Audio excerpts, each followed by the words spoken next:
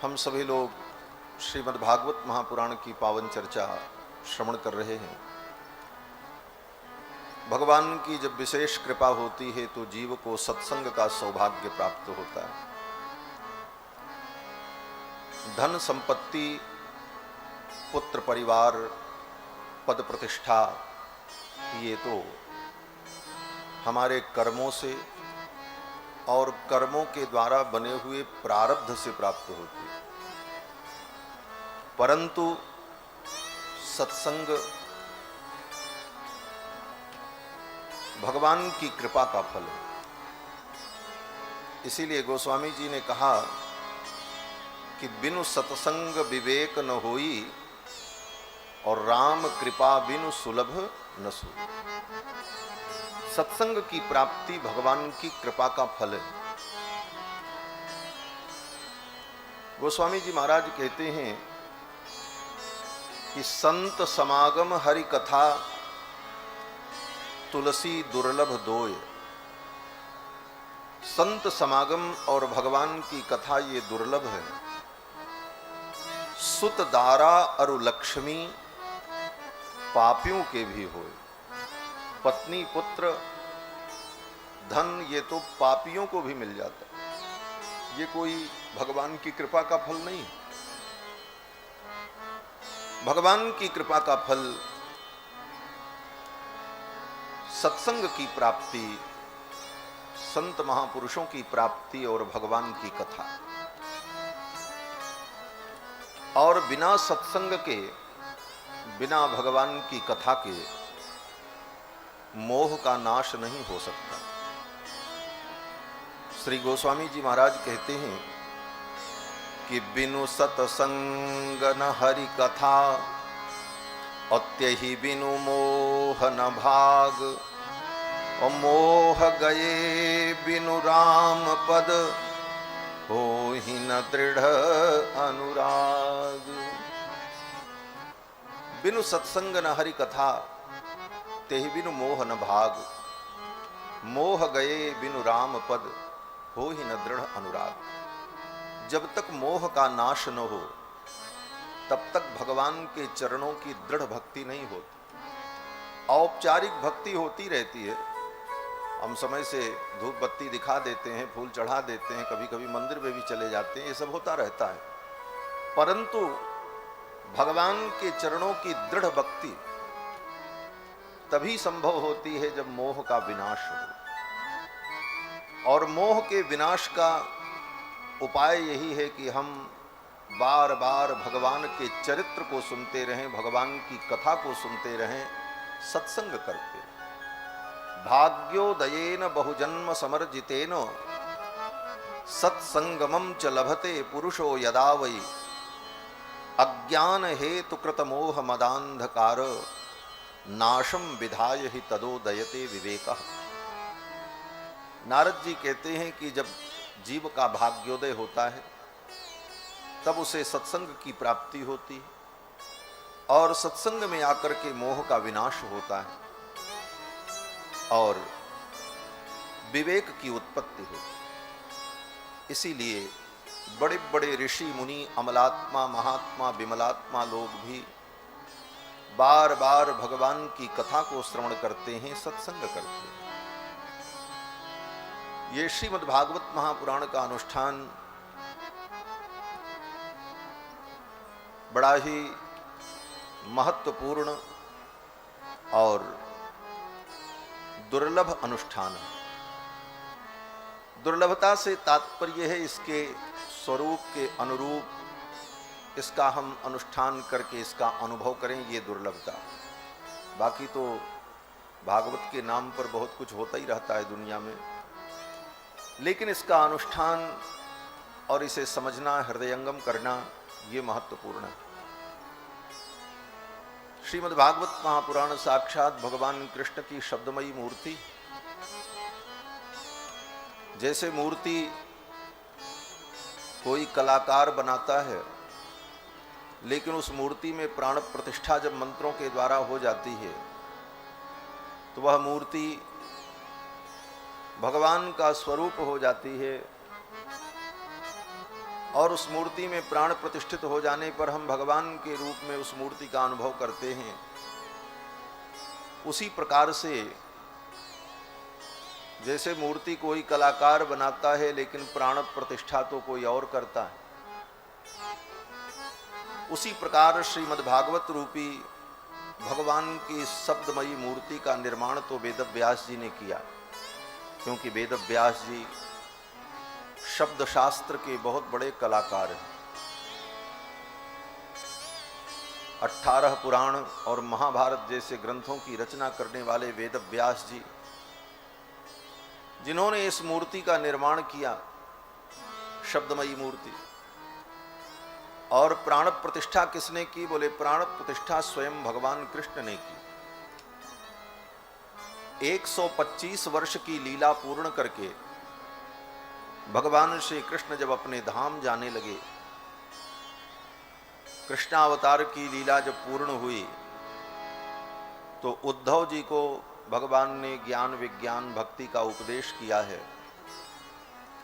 और जब भगवान चलने लगे तो उद्धव जी ने कहा, भगवान आप अपनी लीला का संवरण कर लेंगे तो आपके वियोग में भक्त अपने जीवन को कैसे धारण करेंगे,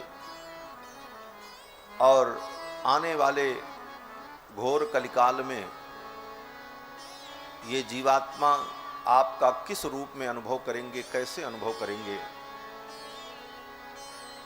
उद्धव जी ने जब इस प्रकार पूछा तो भगवान श्री कृष्ण ने कहा, उद्धव मैं कहीं नहीं जाऊंगा, मैं यहीं रहूंगा।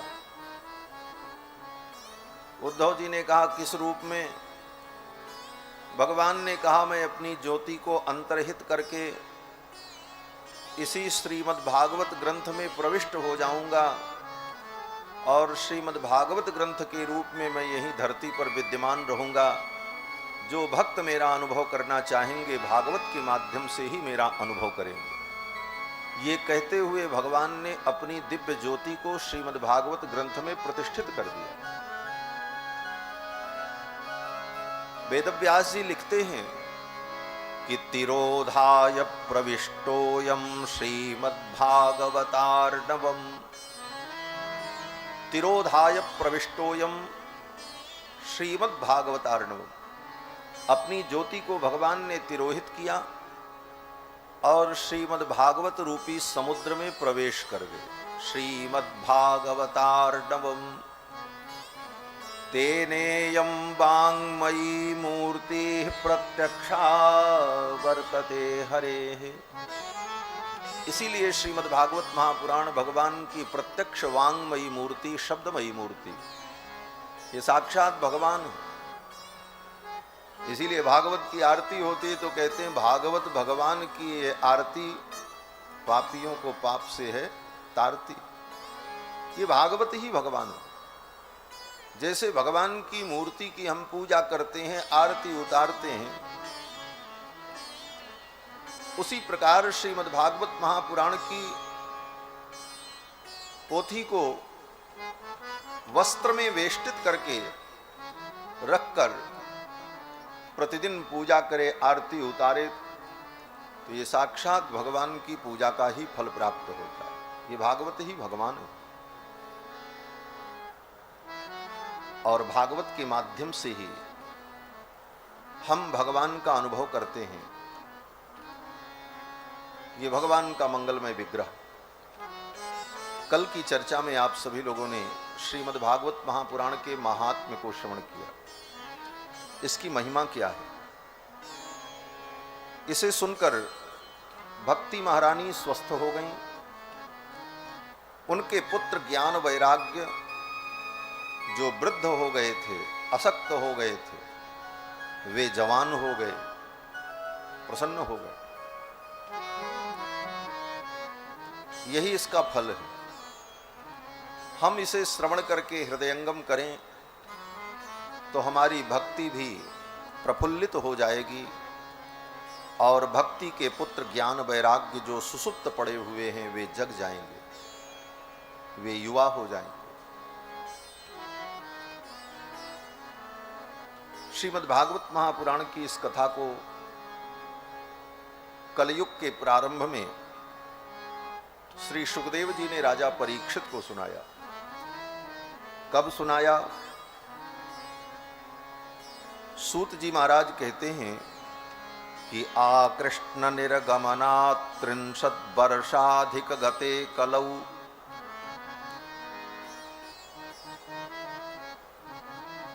भगवान श्री कृष्ण जिस दिन अपनी लीला का संवरण करते हैं उस दिन से ठीक 30 वर्ष बाद, 3 दशक बाद सुखदेव जी ने राजा परीक्षित को यह कथा सुनाई। भगवान के निज धाम गमन के 30 वर्ष बाद।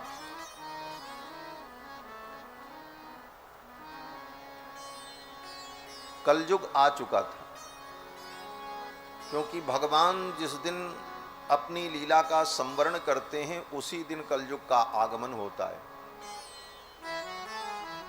यदा मुकुंदो भगवान क्षमाम त्यक्त्वा स्वपदं गतः, जिस दिन भगवान मुकुंद ने अपनी लीला का संवरण किया, तद्दिनात् कलिरायातः सर्वसाधन बाधकः, उसी दिन कलयुग आ गया। कलयुग का समय तो पहले ही आ चुका था, लेकिन भगवान प्रकट रूप से इस धरा मंडल पर लीला कर रहे थे, इसलिए कलयुग का प्रभाव प्रारंभ नहीं हो पाया। जिस दिन भगवान ने अपनी लीला का संवरण किया उसी दिन कलयुग आ गया। और कलयुग के 30 वर्ष बीतने के बाद सुखदेव जी ने राजा परीक्षित को यह कथा सुनाई।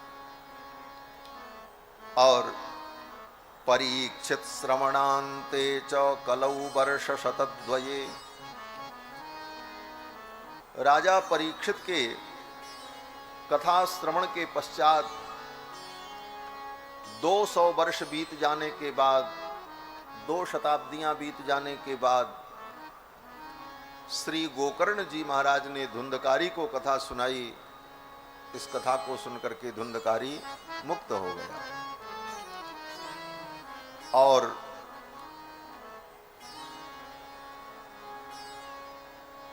इस प्रकार से इस कथा का विस्तार हुआ। श्री सूत जी महाराज कहते हैं कि कार्तिक के महीने में तस्मादपि कलौ प्राप्ते 30 वर्षे गते सति ऊचुर ऊर्जे सिते पक्षे नवम्याम ब्रह्मण सुताः,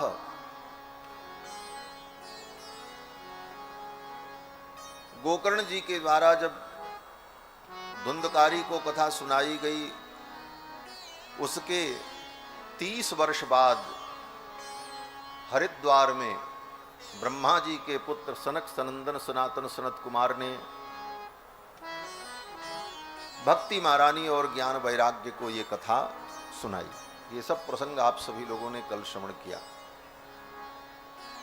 कलौ भागवती वार्ता भवरोग विनाशिनी, कलयुग में ये भगवान की कथा भागवती वार्ता भवरोग विनाशिनी, संसार रूपी रोग का विनाश करने वाली है।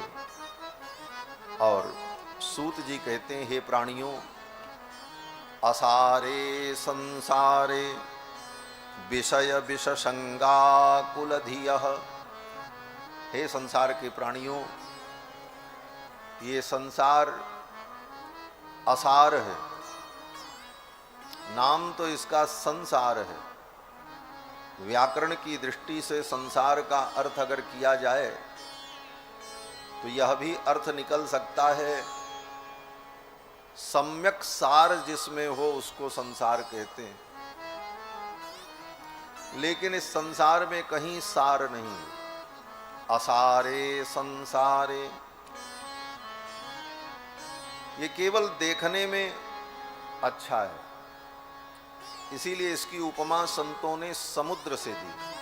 संसार सागर कहते हैं ना, संसार सागर, ये संसार सागर है।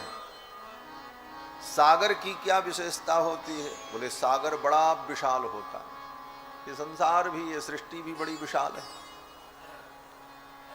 सागर की दूसरी विशेषता, बोले सागर में जितने जीव जंतु रहते हैं सब कमजोर को मारते हैं, जो मजबूत होता है वो कमजोर को खा जाता है, और कमजोर को किसी प्रकार अपने जीवन को बचाना होता है। समुद्र में यही होता है। वहाँ न कोई कानून व्यवस्था, न कोई नियम, मात्सन न्याय। मात्सन न्याय का मतलब छोटी मछली को बड़ी मछली खा जाए, यही समुद्र में होता है, यही संसार में भी होता है। वो भले कितने कानून नियम बने हों यहाँ मनुष्य के द्वारा, परंतु उसमें भी व्यक्ति कहीं न कहीं अपना रास्ता ढूंढ लेता है, और जो बलशाली है वो भोग करता है। सागर की दूसरी विशेषता यह भी है कि सागर में पानी तो बहुत है और बड़ा निर्मल दिखाई पड़ता है। समुद्र का जल एकदम श्वेत धवल, और पानी की कोई कमी नहीं, लेकिन किसी भी प्यासे की प्यास नहीं बुझ सकती समुद्र के जल से। वो एक घोंट भी नहीं पी सकती, इतना उसमें नमक। देखने में वो पानी बहुत अच्छा, लेकिन पीने लायक नहीं है, पीने पर स्वाद बिगड़ जाए। उसी प्रकार ये संसार देखने में बहुत सुंदर है, परंतु इस संसार को अगर भीतर उतारो तो ये बड़ा खट्टा है, बड़ा तीखा है।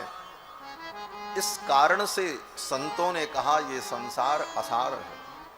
असारे संसारे विषय विषसंगा कुलधियः। विषयों का संग करने वाले हे प्राणियों, क्षणार्धम क्षेमार्थम, एक क्षण भी, आधा क्षण भी, क्षणार्धम क्षेमार्थम, अपने क्षेम के लिए, अपने कल्याण के लिए एक काम करो। बोले क्या करें? बोले पिबत सुख गाथा तुल सुधाम। ये शुक गाथा जो है, सुखदेव ने जिसको गाया है, इसको पियो। पिबत सुख गाथा तुल सुधाम, किमर्थम व्यर्थम भो ब्रजसि कुपथे कुत्सित कथे। क्यों व्यर्थ में इधर उधर भटक रहे हो? देखो, परीक्षित साक्षी यत् श्रवणगत मुक्त्युक्ति कथने। परीक्षित साक्षी हैं जिन्होंने इस कथा को सुना और उन्हें मुक्ति की प्राप्ति हो गई, उनके मोह का विनाश हुआ। इस प्रकार श्री सूत जी महाराज ने 6 अध्याय में सौनकादि मुनियों को श्रीमद् भागवत महापुराण की महिमा का वर्णन करके सुनाया। आगे मूल कथा जब प्रारंभ होती है, 18,000 श्लोकों में निबद्ध ये ग्रंथ, 12 स्कंद, 335 अध्याय, ये इसका कलेवर है, स्वरूप है। 12 स्कंद, 335 अध्याय और 18,000 श्लोक। और इस ग्रंथ के जो अनुबंध चतुष्टय हैं, ग्रंथ का जो अनुबंध चतुष्टय होता है उस पर भी विचार किया जाता है। अनुबंध चतुष्टय का मतलब ग्रंथ का प्रतिपाद्य विषय क्या है, एक, ये ग्रंथ क्या प्रतिपादन करता है, ये पहला अनुबंध। और दूसरा अधिकारी, इस ग्रंथ का अधिकारी कौन है। और तीसरा फल, प्रयोजन, इसका प्रयोजन क्या है। और चौथा अनुबंध संबंध, इस ग्रंथ का उस विषय से संबंध क्या है। तो इन चारों अनुबंध की चर्चा करते हैं। कहते हैं कि श्रीमद् भागवत महापुराण का विषय है परम धर्म, यही इसका प्रतिपाद्य विषय है, परम धर्म। परम धर्म क्या है? बोले परम धर्म का मतलब कपट रहित धर्म। धर्म प्रोज्झित कैतवोत्र परमो निरमत्सराणाम सताम। व्यास जी कहते हैं कि इस पुराण में मैं जिस धर्म का निरूपण करने जा रहा हूं वो परम धर्म है और कपट रहित धर्म है। धर्म में जो कपट था उस कपट को निकाल करके इस पुराण में मैंने शुद्ध धर्म परम धर्म का प्रतिपादन किया।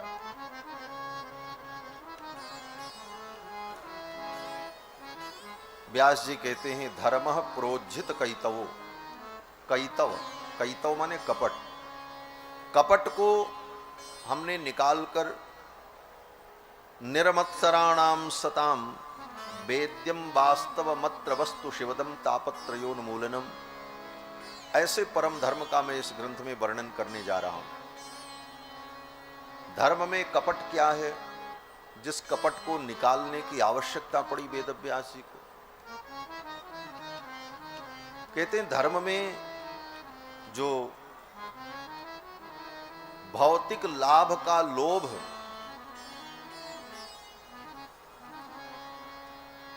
और उस लोभ को हम देखकर धर्म में जो प्रवृत्त होते हैं उसी का नाम कपट है। जितने भी शास्त्र में धर्म के विविध विधान बताए गए, उन विविध विधानों में विधान बताने के बाद ये बताया जाता है कि इसको करो तो इसका ये फल, जिसको फलश्रुति कहा जाता है। और वो फलश्रुति बहुत चढ़ा बढ़ा करके ये करो तो इसका ये फल, ये करो तो इसका ये फल।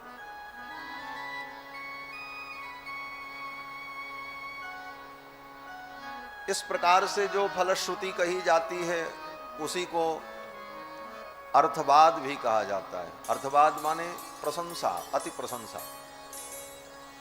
और उस अर्थवाद को ही सत्य मानकर जीव धर्म में प्रवृत्त होता है। देखता है, लिखा है ये करें तो ये फल, लाओ इसको करते हैं, ये फल हमको मिल जाए। उस फल के लालच में वो धर्म में प्रवृत्त होता है। तो धर्म में प्रवृत्त होकर करता है, परंतु उसका उद्देश्य धर्म नहीं रहता। उसका उद्देश्य उस धर्म से उत्पन्न होने वाले फल तक ही सीमित रह जाता है। क्योंकि फलश्रुति में ही उसकी बुद्धि लगी रहती है और धर्म का जो वास्तविक फल है उसे वो नहीं जान पाता। परम धर्म क्या है? बोले परम धर्म भगवान है। समस्त धर्मों का परम फल भगवान है।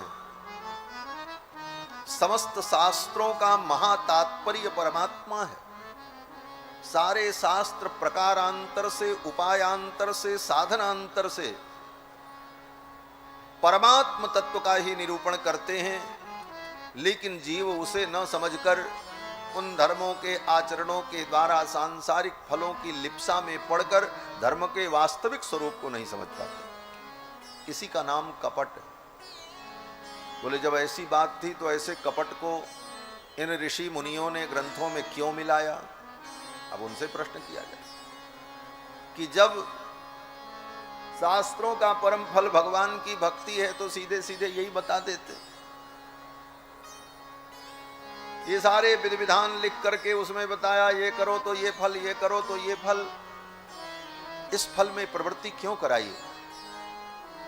तो कहते हैं इसका कारण ये है कि जीव अज्ञानी है। अज्ञानी होने के कारण धर्म के परम फल भगवान हैं,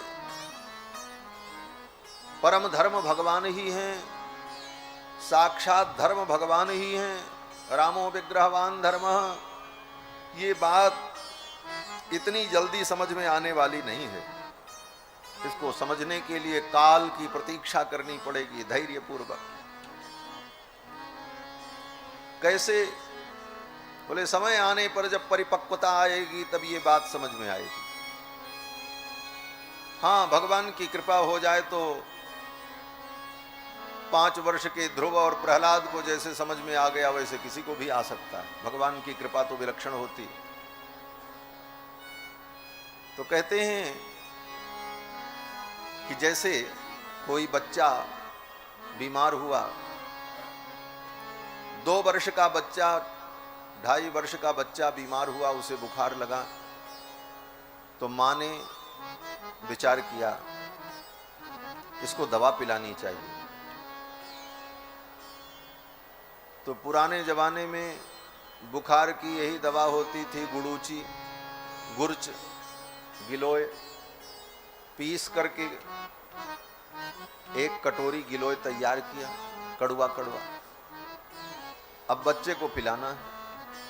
2.5 वर्ष का बच्चा वो गुड़ूची पीने को तैयार नहीं, और बिना पिए रोग की निवृत्ति नहीं होगी। तब मां ने बुद्धि लगाई।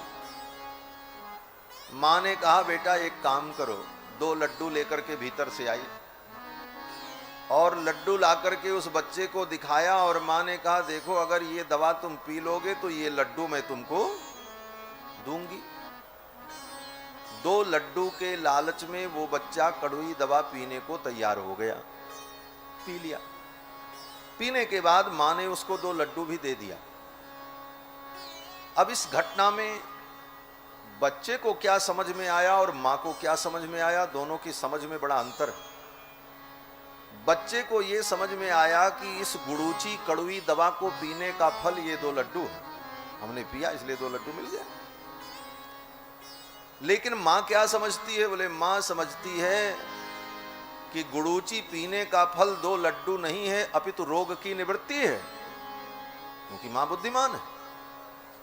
मां समझती है कि इस गुड़ूची को पीने का फल रोग की निवृत्ति है, लेकिन बच्चा तो इतना ही समझा कि इसको पीने का फल 2 लड्डू की प्राप्ति है। और दोनों बातें हैं। गुड़ूची पीने से उसको लड्डू मिला और रोग की निवृत्ति भी हो गई, लेकिन मुख्य उद्देश्य गुड़ूची पीने का रोग की निवृत्ति ही थी। लड्डू तो ऐसे भी मिल सकता था, गुड़ूची पीने पर ही लड्डू मिलेगा कोई जरूरी थोड़ी, लड्डू तो ऐसे भी प्राप्त हो सकता था। लेकिन उस बच्चे को दवा पिलाने के लिए मां ने यह उपाय किया। उसी प्रकार मां से भी कई गुना ज्यादा वात्सल्यमयी श्रुति, श्रुति माने वेद, ये वेद शास्त्र मां से भी कई गुना ज्यादा वात्सल्यमय है जीव के कल्याण के लिए।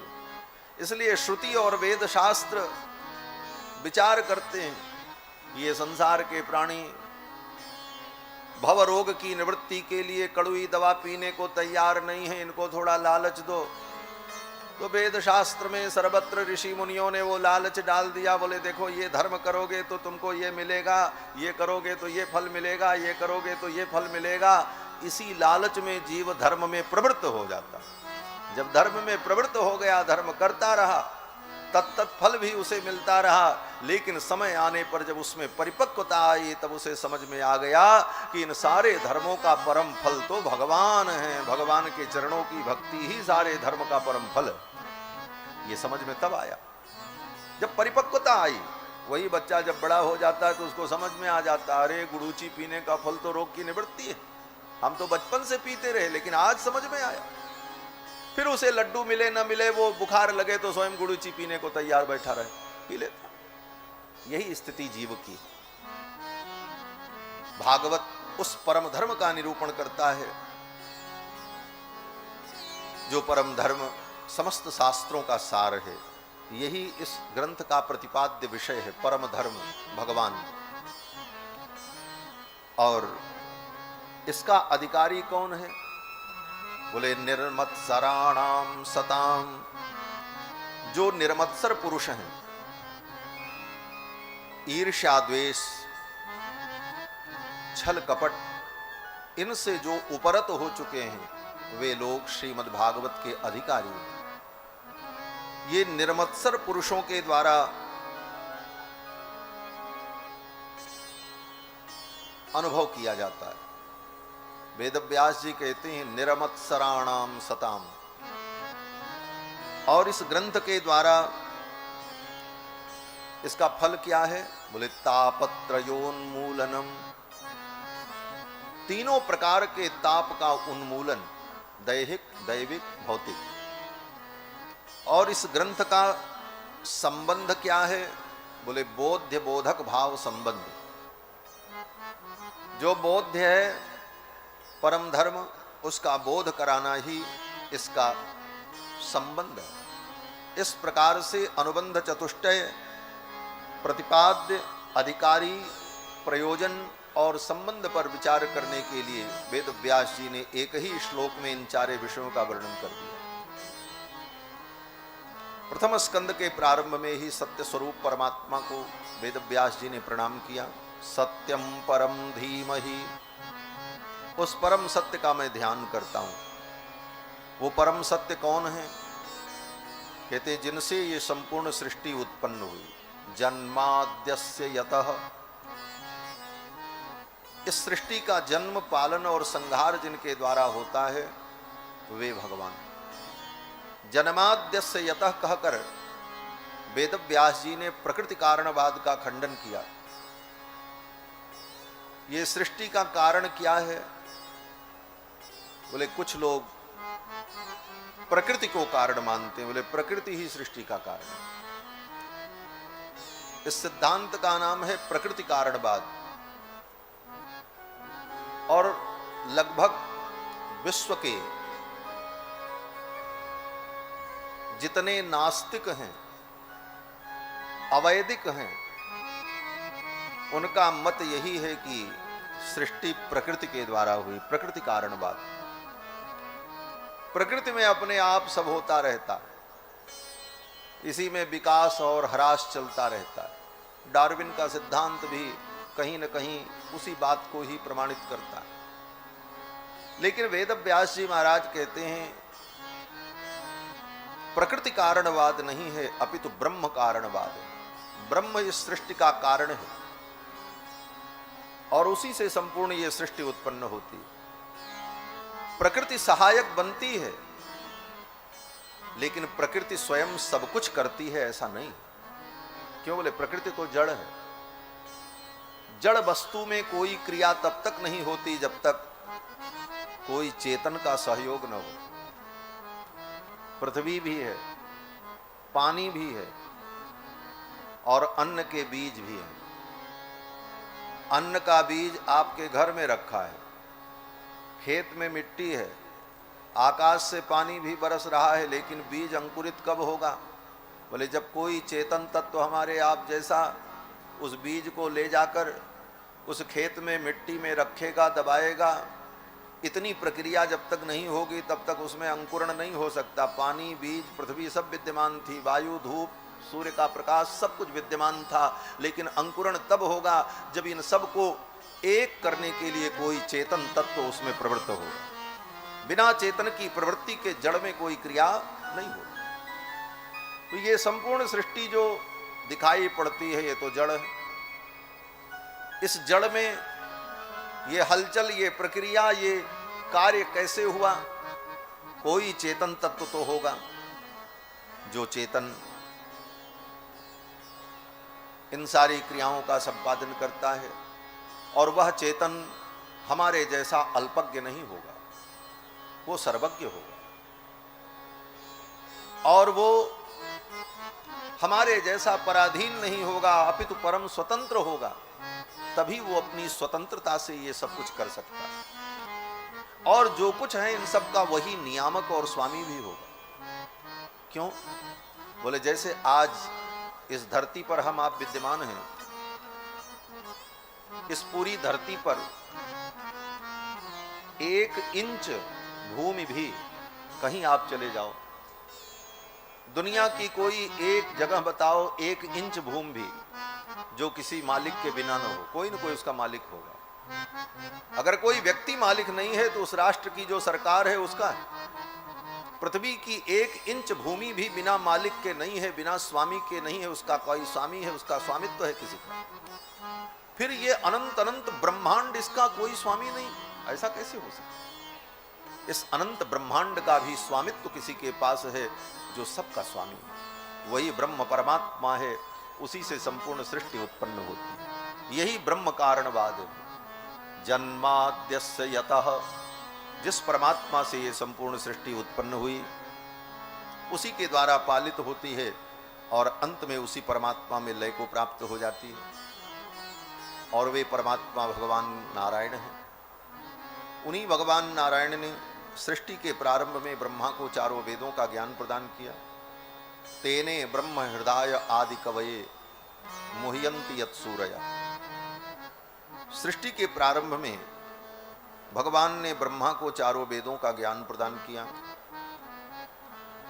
वेदों के विषय में भी ये जान लेना चाहिए कि जो वैदिक साहित्य है, ऋक् यजुः साम अथर्व, ये किसी की रचना नहीं है, अपौरुषेय है।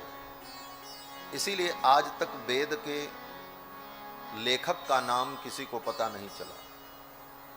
बड़े बड़े इतिहासकार बहुत कुछ लिखते रहते हैं, परंतु वेदों के विषय में वेद का लेखक कौन है आज तक किसी को पता नहीं। महाभारत के लेखक वेदव्यास हैं, रामायण के लेखक महर्षि वाल्मीकि, और जितने ग्रंथ हैं सबके रचनाकारों का नाम प्राप्त है, लेकिन वेदों के रचनाकार का नाम आज तक प्राप्त नहीं हुआ। कारण बोले कारण यह है कि वेदों की रचना किसी ने की ही नहीं, इसीलिए वेदों को अपौरुषेय कहा जाता है। अपौरुषेय शब्द राशि, जो किसी पुरुष की कृति नहीं है। बोले तो फिर वेद आए कहां से? बोले वेद अनादि हैं, जैसे भगवान अनादि हैं उसी तरह वेद भी अनादि है। फिर ये वेद है क्या? बड़ा सूक्ष्म विचार किया है हमारे आचार्यों ने कि जैसे हमारे आपके मस्तिष्क में जो ज्ञान है, जो कुछ हम आप जानते हैं,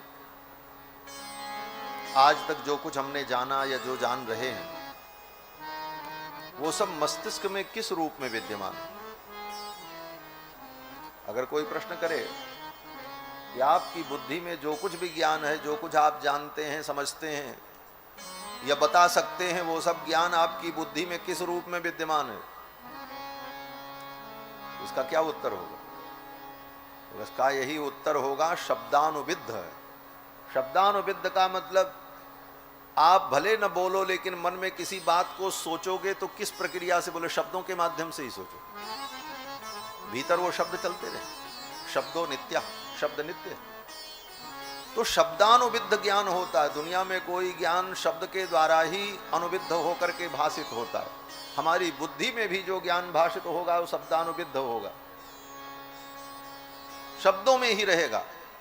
कोई ज्ञान अशब्द नहीं हो सकता। हाँ, ये बात अलग है कि वो बाहर निकले तो आप उसको शब्द मानो, लेकिन वो भीतर भी है तो शब्द रूप में भी है। आप भले न बोलो, लेकिन कोई चिंतन करोगे, मन में ये सोचो कि हमको जाना है, तो हमको जाना है ये सोचोगे, ये शब्द जो बोल रहे हो यही शब्द भीतर चलेगा, तभी ये चिंतन चलेगा। हमको खाना है, ये आप बिना बोले भीतर सोचेंगे तो यही शब्द भीतर भी चलेगा, हमको खाना है, भले मुंह से न निकले। इसलिए अनंत ज्ञान जो बुद्धि में किसी के हो, वह ज्ञान भी शब्दानुविद्ध होता है, शब्द के बिना नहीं हो सकता। अब प्रश्न हुआ, परमात्मा के मस्तिष्क में जो अनादि ज्ञान है, अनंत ज्ञान है, क्योंकि परमात्मा परम चेतन है और परमात्मा अनादि है, उस अनादि अनंत परमात्मा के मस्तिष्क में, उसकी बुद्धि में जो परम चेतना है, परम ज्ञान है, वो ज्ञान कैसा है? बोले शब्दानुविद्ध है। वह भी शब्दानुविद्ध है।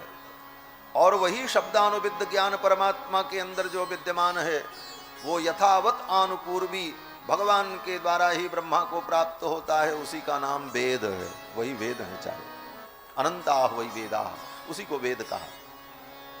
इसीलिए वेद का कोई रचनाकार नहीं, वेद की रचना किसी ने नहीं की। भगवान ने अपना संकल्प किया और अपने संकल्प से वेदों का ज्ञान ब्रह्मा को प्रेषित कर दिया बिना बोले। बोले महाराज बिना बोले आप अपने मन की बात दूसरे को कैसे प्रेषित कर सकते हैं? बोले वहां तो दिव्य तरीका था, वो दिव्य तरीका तो यहाँ नहीं है, लेकिन समझने के लिए इतना ही पर्याप्त है कि आप वहाँ बैठे रहो, हम यहाँ बैठे रहें, मैं भी कुछ न बोलूँ और आप भी कुछ न बोलो, लेकिन बहुत कुछ मैं आपको बता सकता हूँ। बोले कैसे? बोले आपका मोबाइल नंबर होना चाहिए, बस यहाँ से मैसेज मन में जो चल रहा है उसको आपने टाइप किया, लिखा और सेंड कर दिया, उसके पास पहुँच गया, ना आपको बोलना पड़ा ना उसको बोलना पड़ा, वो शब्द जो आपके अंदर अनुविद्ध था वो वहाँ चला गया।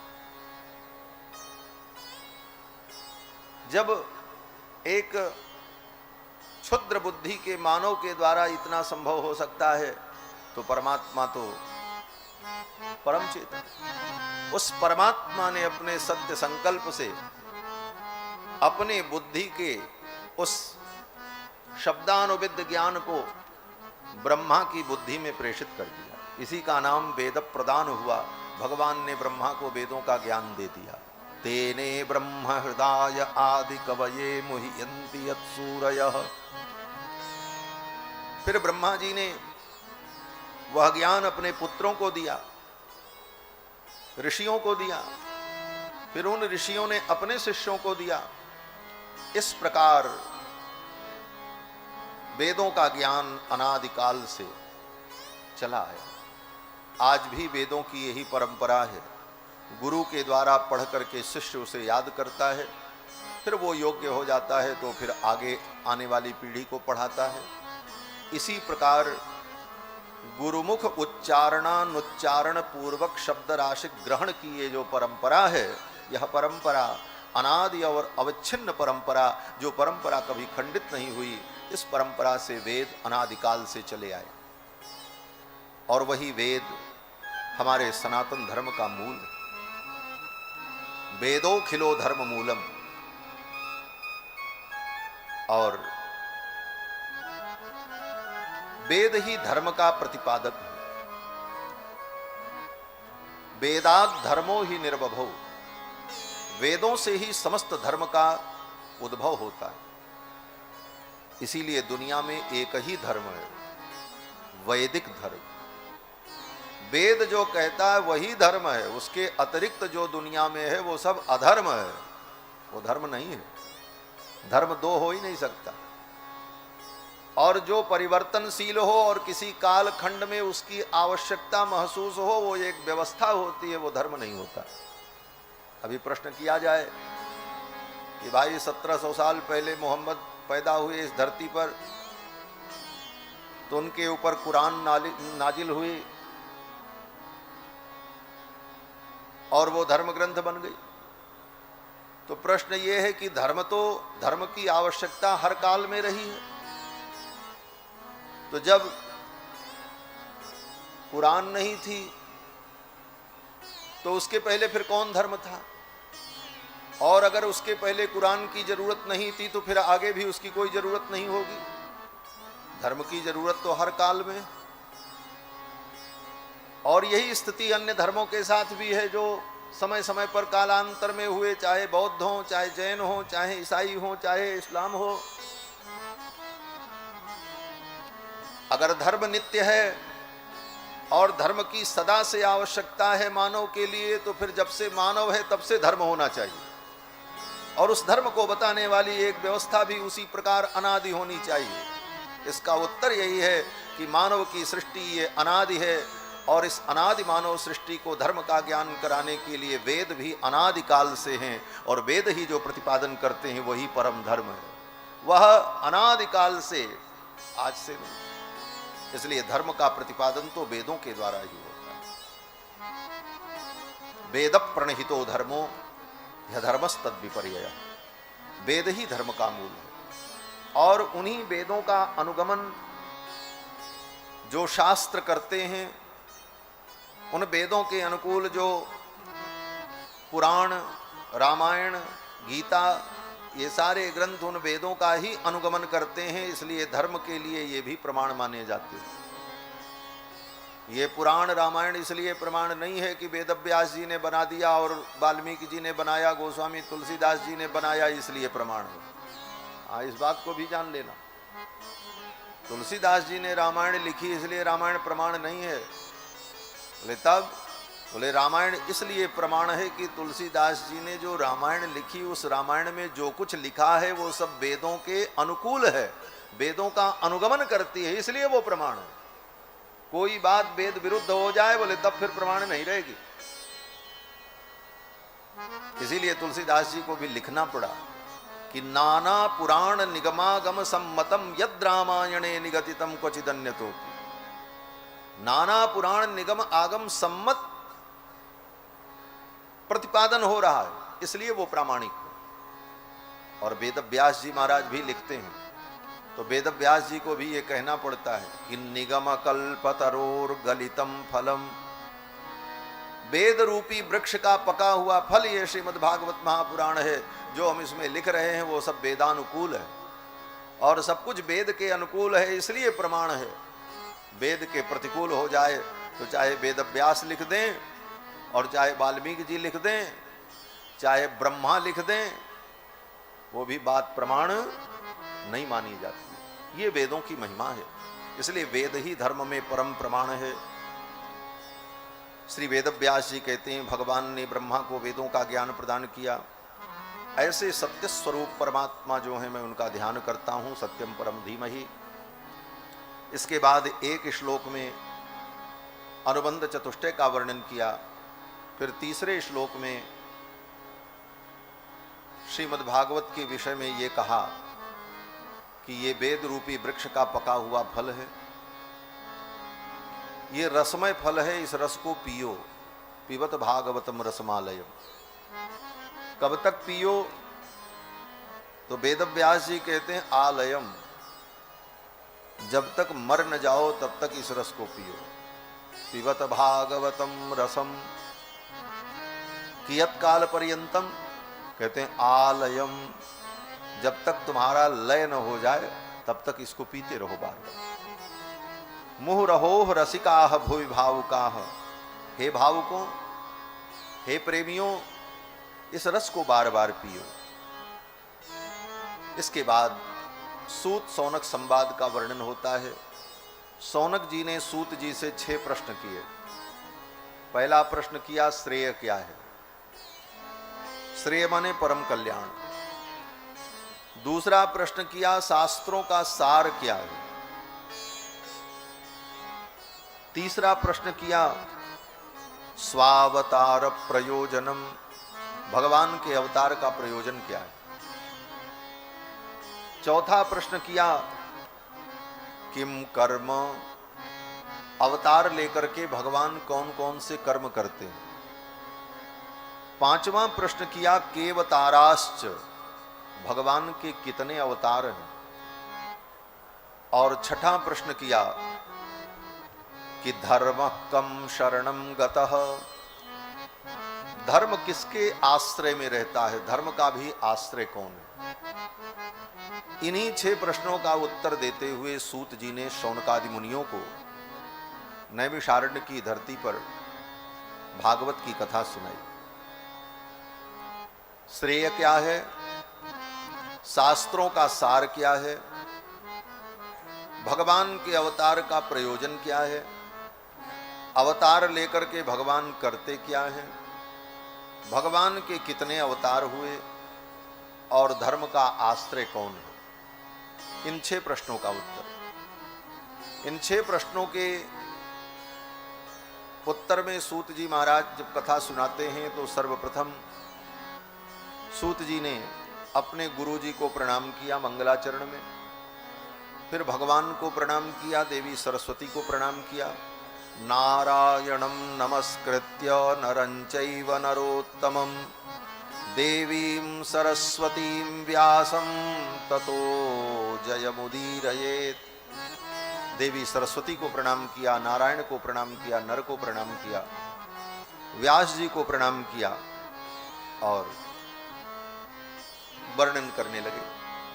अब सूत जी महाराज कहते हैं मुनयः साधु पृष्टोहम, हे मुनियों आपने बहुत सुंदर प्रश्न किया। यहीं से शुरुआत होती। मुनयः साधु पृष्टोहम भवद्भिर्लोकमंगलम। हे भगवान, आपने बहुत सुंदर प्रश्न किया। साधु पृष्ठम, ऐसा ही प्रश्न करना चाहिए। प्रश्न करना भी सबको नहीं आता। सूत जैसे महात्मा, सुखदेव जैसे महामुनि, ऐसे ज्ञानी महापुरुष मिले तो उनसे भगवान के विषय में ही प्रश्न करना चाहिए। ऊल जलूल प्रश्न नहीं करने चाहिए कि महाराज हम मुकदमा कैसे जीतेंगे, हमारी फैक्ट्री कैसे चलेगी, हमारी दुकान आजकल ठीक नहीं चल रही, दुकान कैसे चलेगी। ऐसे प्रश्न महात्माओं से नहीं पूछना चाहिए। कारण बोले ऐसे प्रश्नों से उन महात्माओं का भी महत्वपूर्ण समय बर्बाद होगा और ऐसे प्रश्नों के उत्तर से किसी का कल्याण भी नहीं होगा। महात्माओं से पूछना है तो ये पूछो जीवन धन्य कैसे होगा, भगवत प्राप्ति कैसे होगी, ये संसार की माया कैसे छूटे, ज्ञान की उत्पत्ति कैसे होगी। ऐसे प्रश्न महात्माओं से करना चाहिए। सूत जी बड़े प्रसन्न हुए। सूत जी ने कहा मुनयः साधु पृष्टोहम भवद्भिर्लोकमंगलम यत्कृतः कृष्ण संप्रश्नो येनात्मा सुप्रसीदति। हे मुनियों, तुम्हारे इस प्रश्न से आत्मा प्रसन्न हो जाएगी। हाँ। यत्कृतः कृष्ण संप्रश्नो, क्योंकि तुमने भगवान कृष्ण के विषय में प्रश्न किया है, भगवान के विषय में प्रश्न किया। भगवान के विषय में प्रश्न करने पर, भगवान की कथा के संदर्भ में प्रश्न करने पर, भगवान के गुणों के विषय में प्रश्न करने पर तीन आत्माएं प्रसन्न हो जाती हैं। कौन कौन?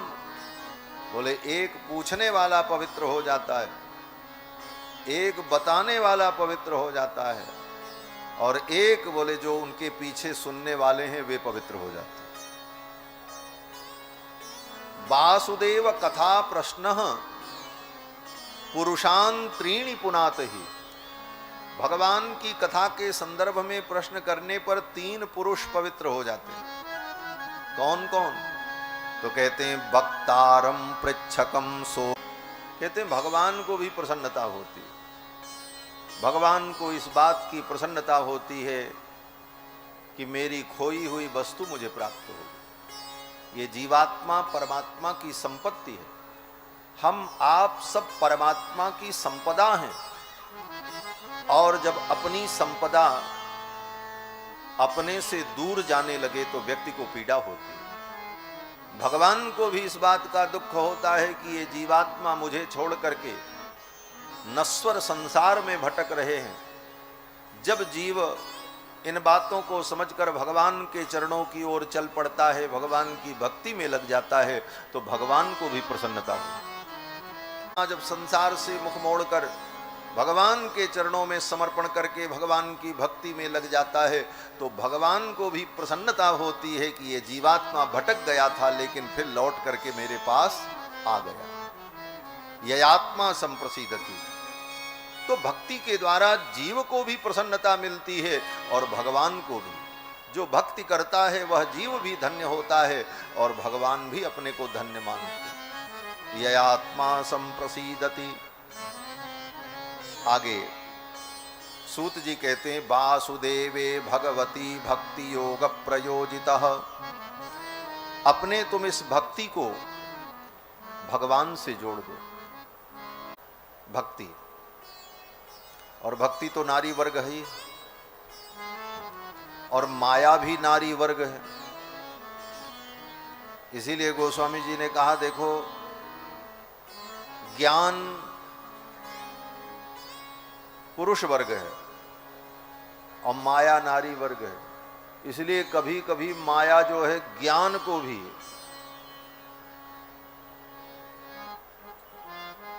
बाधित कर देती है, माया भी ज्ञान पर आच्छादित हो जाती है। लेकिन भक्ति बोले भक्ति नारी वर्ग है और माया भी नारी वर्ग है, इसलिए भक्ति में अगर लग गए तो माया तुम्हारा कुछ नहीं कर पाएगी। क्यों बोले नारी कभी नारी पर मोहित नहीं होती, मोह न नारी नारी के रूपा। नारी पर नारी का मोह नहीं होता, इसलिए माया का मोह भक्ति पर नहीं होगा, भक्ति माया पर मोहित नहीं होगी, क्योंकि भक्ति भी नारी और माया भी नारी। और ये दोनों कौन है बोले दोनों भगवान की पत्नियां हैं, भक्ति भी और माया भी, इसलिए भगवान का नाम मायापति भी है। लेकिन माया से कोई संतान भगवान को पैदा नहीं होती। लेकिन भक्ति बोले भक्ति को तुम भगवान से ब्याह दो, ये तुम्हारी जो भक्ति है जो प्रेम है इसको भगवान से जोड़ दो। वासुदेवे भगवती भक्ति योग प्रयोजिता, अपने इस भक्ति को भगवान से प्रयोजित कर दो, प्रकृष्ट रूपेण योजिता युजर योगे, जोड़ दो। कैसे जोड़ दो बोले गठबंधन कर दो। जैसे कन्या का ब्याह होता है तो कन्या का आंचल बर का पटुका बांध दिया, गठबंधन हो गया। अब इसका फल क्या होगा बोले इसका फल यही होगा कि जब कन्या का विवाह बर से हो गया तो कन्या बच्चों को जन्म देगी, ब्याह के बाद यही होता, बेटा बेटी पैदा होती। तो भक्ति का विवाह अगर भगवान से हो गया तो ये भक्ति 2 पुत्रों को पैदा करेगी और उसमें विलंब नहीं होगा। वेद व्यास जी कहते हैं जनयत्याशु, आशु शीघ्रम, शीघ्र ही वो भक्ति जनन करेगी और 2 बच्चों को पैदा करेगी। वो 2 बच्चे कौन हैं बोले जिनकी चर्चा कल आपने सुनी थी, एक का नाम ज्ञान और एक का नाम वैराग्य।